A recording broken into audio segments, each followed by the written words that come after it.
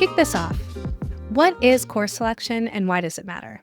So whether you're a ninth grader, a 10th grader, or 11th grader right now, at some point, typically in February, March, or April, you will sit down and you will fill out some forms to select the courses that you'll be taking next semester, next school year. Now, there's a couple of reasons why this is incredibly important. The first thing to know is it's actually one of the most important ways that students shape their stories. So it's the picture that you're going to present to colleges, to employers, and even yourself about the topics, the content, the classes that you're interested in, what you're ready for, and what you really care about. So your course selection, what it does is it tells the story of your rigor.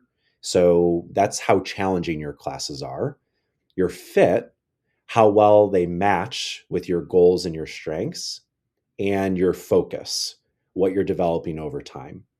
There's been lots of research and data done on what colleges look for first and foremost when evaluating a full student profile. The first is your GPA. The second is the rigor of courses that you've taken throughout high school. And the third is your test scores. Now, of course, teacher recommendations and essays and your extracurriculars matter as well, but course selection is way higher than most students and families might think. All right, parents and students, you heard it here. Course selection, the courses that you take in high school, that's in the top 3 things that admissions officers are looking for when they review applications. It's important. So, given that, Andy, what are some frameworks that parents and students can use to help them make good decisions when it comes to selecting the courses that they're going to be taking next year? Yeah. So a couple high level ways to think about this. I think the first is that it's really important to think about how to balance challenge with capacity. So what we recommend is thinking about how can I lean into my strengths to demonstrate that I am taking more rigorous, difficult classes. For some, that might mean honors courses. For others, it might mean AP or IB courses or more advanced classes. But you always want to make sure that you're balancing that with capacity. It is better to do really well in a core set of rigorous courses than to do so in all rigorous classes, or even to do really well in way easier classes. The second thing is to make sure that you're aligning the courses that you're taking with your goals and your interests. So, as an example, if a student is hoping to go into the patient care or a medical field or a healthcare field, it wouldn't necessarily make a ton of sense for them to skip classes like AP biology or honors chemistry as examples. Similarly, if someone is seeking maybe going a pre-law route or really interested in the humanities, it wouldn't make a ton of sense for them to skip kind of core rigorous courses like honors English classes or AP English language and composition or AP English literature and composition, right? The third big concept that we would offer is that you have to show a strong core. Okay. So colleges especially care about rigor in the core subjects: English, math, science, social studies, and then foreign language.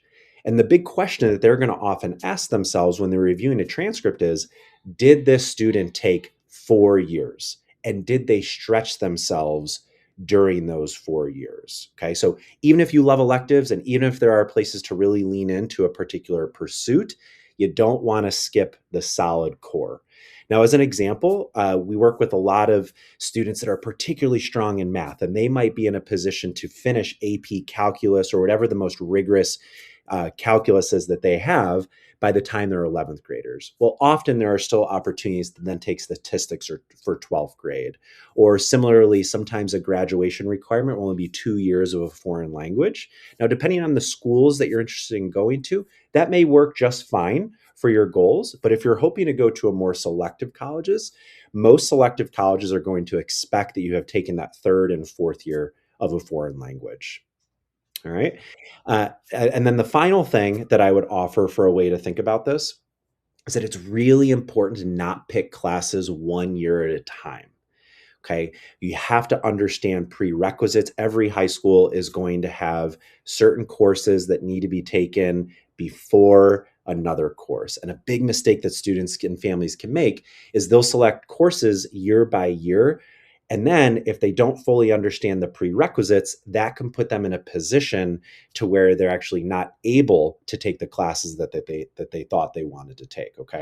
So if you're a ninth grader, what's going to be really helpful is to scope out your 10th, 11th, and 12th grade classes. If you're a 10th grader, scoping out your 11th to 12th grade classes. Again, those things may change down the road, but this is going to really help you think about what needs to be true for the following year to set myself up for longer term success. Okay, so this is really important. If you're a freshman or sophomore in high school, you want to be thinking about the transcript that you want as a graduating senior while you're picking classes for your next year. Now, what are some common pitfalls that 11th and 12th graders should be aware of as they're picking their courses for next year? The number one thing is to recognize that not all advanced classes, whether it's AP or IB or honors classes, are equal in the eyes of admissions officers. Okay. So, a big mistake that I see 11th and 12th graders make is choosing to take harder classes but taking classes that aren't either aligned to their interests or aren't going to be a part of those core eight. So, a perfect example here is that if a student wants to go, like I said before, into patient care or healthcare, or they're thinking of something like that, a mistake they can make is, oh, I'm going to take AP environmental science in place of AP biology or AP chemistry. That would not be advised, right? Because that's going to be AP environmental science is not considered as rigorous and also is not as foundational to what is going to be expected for students that are going in a patient care sequence for or pathway, for example. A different example of this is a student that's really interested in STEM, might be going into engineering. They've taken geometry, they've taken algebra 2, they've taken pre-calc, and then their senior year, they choose to take AP statistics or IB statistics instead of AP calc. That would not be a good move for a student that is interested in a career in engineering, right? Colleges of engineering are going to expect that students have completed the sequence, the math sequence, which culminates in most high schools with a course like AP calculus, for example. Yeah, that's key. So, as you get older in high school, your strategy shifts a bit.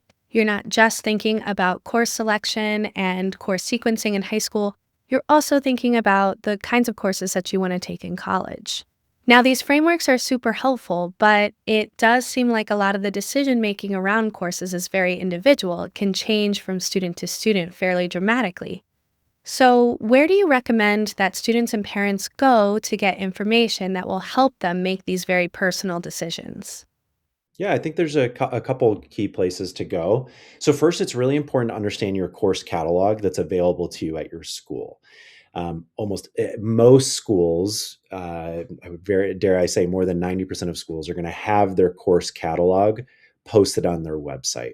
And a lot of parents and students actually don't take the time to look at the course catalog. Those course catalogs are going to lay out the sequence and they're going to lay out the prerequisites. So, as you're starting this journey, and certainly a couple weeks in advance of actually selecting courses, sitting down and understanding, okay, what is the sequence of classes that I need to take, and how does it fit into this broader picture of what I want to be true.